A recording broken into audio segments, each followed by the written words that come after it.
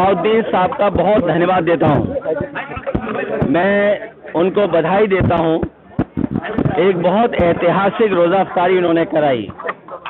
इसके बहाने बहुत सारे शहर के और बहुत सारे ऐसे लोग जो समाज में बहुत जिम्मेदार हैं, न केवल उनके साथ रोज़ा अफ्तारी करने का मौका मिला, बल्कि उनके साथ बैठ करके उनके त्यौहार में शामिल होने का मौका मिला।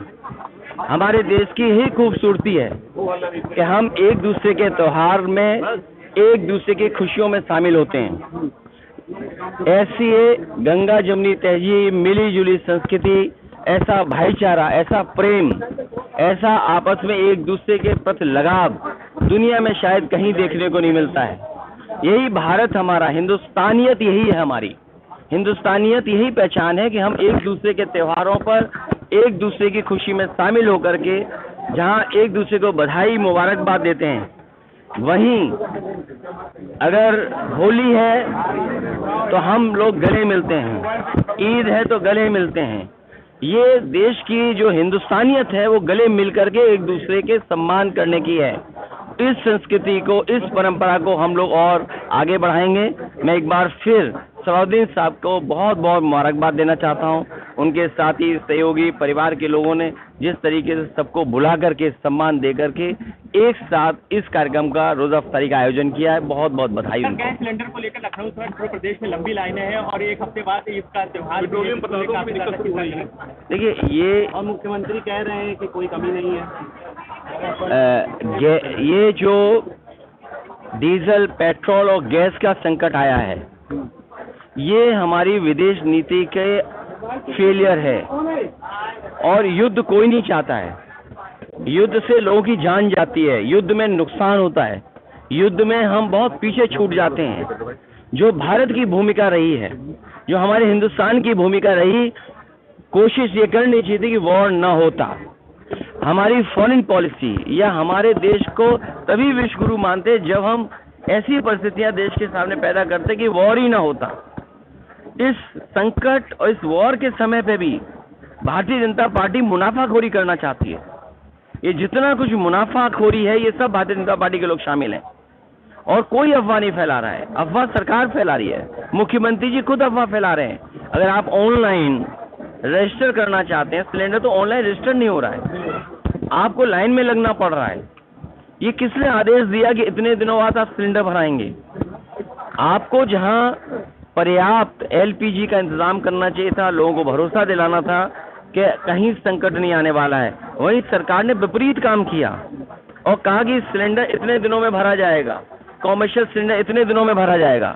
तो अफवाह और फैसला लेने की वजह से ये तमाम कंफ्यूजन हुआ, जिसकी वजह से लंबी लंबी लाइनें लगी हैं। पूरे उत्तर प्रदेश में, देश में लाइनें इसी तरह लगी हुई हैं। गोली मारी गई 2 कर्मचारी को, उसके बाद वहाँ पे एनकाउंटर किया गया है। लगातार दावा किया जा रहा है लॉ एंड ऑर्डर में बेहतरी हुई है। देखिए, मुख्यमंत्री के स्वजाती लोग, मुख्यमंत्री जी के स्वजाती लोग समझते हैं लॉ एंड ऑर्डर उनके हाथ में है, और उसी का परिणाम है कि इतनी बड़ी घटना बदायूं में हुई। ये सूचना मिल रही है कि जिनकी जानें गई हैं, उन्होंने कई बार पुलिस को ये शिकायत की थी कि उनको धमकी मिल रही है, उनको जान मारने की धमकी दी जा रही है, लेकिन उसके बावजूद ही पुलिस एक्ट नहीं की। इसका मतलब कहीं न कहीं अहंकार था।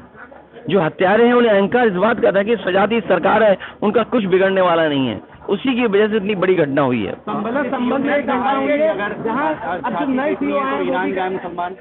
सर, संबल के डिप्टी एसपी कहते हैं कि ईरान के ऊपर जो आवाजें उठा रहे हैं, नए डिप्टी एसपी कह रहे हैं कि उनके लिए आवाजें नहीं चले जाए। ये बात आप समझ लीजिए, और ये हमें आपको समझना चाहिए।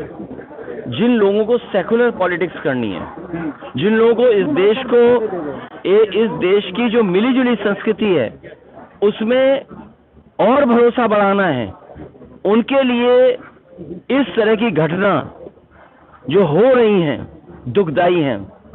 ये कोई कल्पना नहीं कर सकता है कि एडमिनिस्ट्रेटिव ऑफिसर, पुलिस का ऑफिसर इस तरह का व्यवहार और भाषा का इस्तेमाल करें। ये तभी कर सकते हैं ऐसे पुलिस का व्यवहार जब उन्हें ये भरोसा है कि सरकार उनको प्रमोशन करेगी। कुछ लोग प्रमोशन के लिए इस तरह का गलत भाषा का इस्तेमाल करते हैं, सरकार के खास बनने के लिए ऐसा करते हैं, क्योंकि बीजेपी के पास कुछ काम नहीं बचा है। एक दो काम जरूर हुए हैं, लेकिन महंगाई, भ्रष्टाचार, किसान की तबाही और जो बेरोजगारी है उसका जवाब इनके पास नहीं है। इसीलिए जानबूझ करके कोई ना कोई अधिकारी के माध्यम से या अपने किसी और बहुत करीबी व्यक्ति से इस तरह की भाषा का इस्तेमाल कराते हैं। आपको याद होगा पुलिस के अधिकारी इससे पहले भी किया था और कोर्ट ने उसमें मुकदमा दर्ज करने के लिए कहा, और जब मुकदमा दर्ज हुआ तो उसका ट्रांसफर कराया गया था। लेकिन ये कंटेम्प्ट ऑफ कोर्ट है, ये अनकॉन्स्टिट्यूशनल काम है, अनडेमोक्रेटिक काम है। अगर एफआईआर कोई लिखाता है और कोर्ट ये कहता है एफआईआर लिखनी चाहिए, एफआईआर तो लिखनी ही चाहिए। एफआईआर के खिलाफ आप फैसला नहीं दे सकते। कोर्ट के फैसले के बाद कोर्ट का फैसला लाना और जज का ट्रांसफर करना, यही अनकॉन्स्टिट्यूशनल काम है, यही अनडेमोक्रेटिक काम है। भारतीय जनता पार्टी कॉन्स्टिट्यूशन और संविधान नियम पे भरोसा नहीं रखती है। सर, आलू किसान जो है अपने आलू को सड़कों पे छोड़ के जा रहा है, दावा कर रहा है कि पैसा नहीं मिल पा रहा है। देखिए, कन्नौज से अच्छा आलू कहीं नहीं होता, फरक्काबाद से अच्छा आलू कहीं नहीं होता, आगरा से अच्छा आलू नहीं होता है। इधर बिजनौर, मुजफ्फरनगर में भी आलू पैदा होने लगा है। उत्पादन के मामले में उत्तर प्रदेश बहुत आगे है। हमारे मुख्यमंत्री जी को होश ही नहीं है, क्योंकि यहाँ गांजा पकड़ा जा रहा है। आए दिन लखनऊ हो, हर दिन खबर सुनने को मिलती गांजा पकड़ा जा रहा है, और एक एक किलो नहीं, 2-2 किलो, 20-20 किलो ट्रक में छिपा के गांजा आ रहा। बताइए, यूपी में जब गांजा आएगा, तो आलू पे कौन ध्यान देगा? जब गांजा ही आएगा तो आलू पे कौन ध्यान देगा? यहाँ पे गांजा पे ज्यादा ध्यान है। और मुझे कहीं ऐसा लगता है कि ये नए जमाने का जो प्लेटफॉर्म है, ओटीटी पे कोई गंज सीरियल न बना दे। भाई, ऐसा भी हो सकता है कि ओटीटी पर ये जो प्लेटफॉर्म है कोई गंज सीरियल न बनाने लगे। भाई, पहले भी कई सीरियल बने हैं, मिर्जापुर वाला बनाई है हम लोगों ने, आपने देखा ही है। तो कहीं इससे प्रभावित होकर के गांजा से, और इतना यूपी में जो गांजा पकड़ा जा रहा है, कहीं ओटीटी पे कोई ऐसा भी कर सकता है कि सीरियल बने और वो सरकार पे अप्लाई करे कि हमें सब्सिडी मिलनी चाहिए। और मैं आपको वादा करता हूं और ये भरोसा दिलाता हूं, अगर कोई ओटीटी पर गांजा गंज सीरियल या सीरीज बनाएगा तो उत्तर प्रदेश की सरकार, भारतीय जनता पार्टी उसको भरपूर सब्सिडी देगी। मगर पुलिस देखते हुए सब दिख रही है, मामला के सामने कानपुर में पूरी पुलिस इसमें शामिल है। और कानपुर में ये पहली बार नहीं पकड़ा गया मामला, पुलिस बनकर के तो अभी, और पहले पुलिस ही शामिल थी गांजा बिकवाने में। जो 100 करोड़ का जो पकड़ा गया पुलिस पर, तो पुलिस खुद शामिल थी। अब बताइए, यूपी की पुलिस अगर गांजा बिकवाएगी और मुख्यमंत्री जी की जानकारी में होगा, ऐसा तो है नहीं कि मुख्यमंत्री की जानकारी में ना हो। कुछ आयोजनों में फ्री होती है चीजें, लेकिन ये सरकार ने तो हर जगह फ्री कर रखा है गांजा।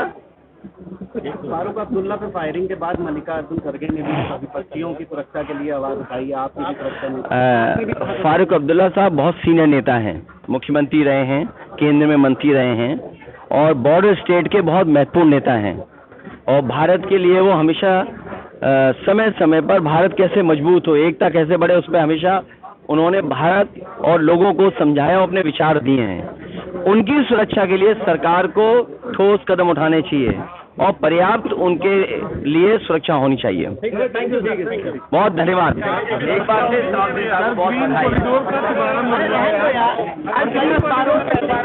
अरे देखिए, ऐसा है, मैं उस ग्रीन कॉरिडोर पे क्या बोलूं, लेकिन यहाँ के सांसद और डिफेंस मिनिस्टर, उनकी कोशिश रहती है कि लखनऊ में और अच्छा काम हो। हालांकि वो मुख्यमंत्री जी को बधाई देते हैं, लेकिन जितना यहाँ के डिफेंस मिनिस्टर चाहते हैं अच्छा काम हो, उतना सरकार अच्छा सहयोग नहीं कर रही है। अगर उत्तर प्रदेश की सरकार सहयोग करे तो लखनऊ और अच्छा हो सकता है। यहाँ ट्रैफिक का समस्या का समाधान हो जाएगा। लखनऊ हमारी पहचान है संस्कृति के लिए, खाने के लिए। यहाँ की जो आर्किटेक्चर है, यहाँ का जो टूरिज्म है, उसको बढ़ावा मिल सकता है। सांसद तो चाहते हैं, डिफेंस मिनिस्टर तो चाहते हैं, लेकिन मुख्यमंत्री नहीं चाहते हैं। इसका समाधान कैसे निकलेगा, इसका भविष्य समाधान होगा। सर, एक ही डिप्टी सीएम दिखे जो है राजनाथ जी के साथ, दूसरे वाले नहीं दिखे। वो गांजा कहाँ पकड़ा जा रहा है, वहाँ गए होंगे।